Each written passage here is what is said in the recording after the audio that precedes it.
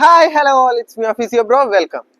ഞാനിപ്പോൾ ഈ പൂളിൽ നിൽക്കാൻ നേരം നിങ്ങൾ ചിന്തിക്കുന്നുണ്ടാവും ഞാൻ എന്ത് ടോപ്പിക്കാണ് പറയാൻ പോകുന്നത്. Nothing, it's hydrotherapy.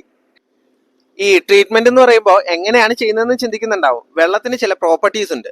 വെള്ളത്തിന്റെ ആ പ്രത്യേക പ്രോപ്പർട്ടീസ് യൂസ് ചെയ്തുകൊണ്ടാണ് നമ്മൾ ട്രീറ്റ്മെന്റ് ചെയ്യുന്നത്. ഈ ബയോഎൻസി പോലുള്ളത്, ഹൈഡ്രോസ്റ്റാറ്റിക് പ്രഷർ, അല്ലെങ്കിൽ വാട്ടറിന്റെ റെസിസ്റ്റൻസ്, ടെമ്പറേച്ചർ, ഇതെല്ലാം യൂസ് ചെയ്തുകൊണ്ടാണ് നമ്മൾ ട്രീറ്റ് ചെയ്യുന്നത്. ഇപ്പോൾ ഒരു എക്സാമ്പിൾ പറഞ്ഞു കഴിഞ്ഞാൽ നമ്മൾ ഫ്രഷ് ഒരു ACL ഇഞ്ചുറി തന്നെ എടുത്തോ. ACL ഇഞ്ചുറി ഒക്കെ വരുമ്പോൾ നമ്മൾ ആദ്യമേ ആ പ്ലെയറിനോട് വാട്ടറിൽ നീ നിന്റെ മൂവ്മെന്റ്സ് എല്ലാം ഫ്രീ ആക്കി എടുത്തതിന് ശേഷം നമുക്ക് ഗ്രൗണ്ടിലേക്ക് ഇറങ്ങാന്നാണ് പറയുന്നത്. ഒരു 2-3 മന്ത്സിന് ശേഷം. അത് സംഭവം എന്ന് വെച്ച് കഴിഞ്ഞാൽ ആ വാട്ടറിൽ നമ്മുടെ ഈ ഗ്രാവിറ്റി എന്ന് പറയുന്ന സാധനം ആക്ട് ചെയ്യുന്നില്ല.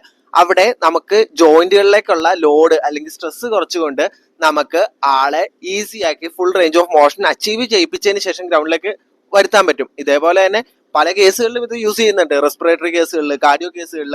ഈ റെസ്പിറേറ്ററി കേസുകളിലൊക്കെ വരുമ്പോഴേക്കും നമുക്ക് ഈ വാട്ടറിൽ ഇങ്ങനെ ഡിപ്പ് ചെയ്ത് നിൽക്കുന്ന സമയത്ത് നമ്മുടെ ചെസ്റ്റ് വാൾസ് നല്ലപോലെ കംപ്രസ് ചെയ്തിട്ട് നമ്മുടെ ചെസ്റ്റ് വാളിന്റെ ലങ്സിന്റെ എക്സ്പിറേഷനും ഇൻസ്പിറേഷനും ഒക്കെ ഭയങ്കര എഫക്റ്റീവ് ആയിട്ട് ഹെൽപ്പ് ചെയ്യുന്നുണ്ട്. നമ്മൾ ഈ COPD പോലുള്ള കേസുകൾക്കൊക്കെ ഇത് ഉപയോഗിക്കുന്നത്.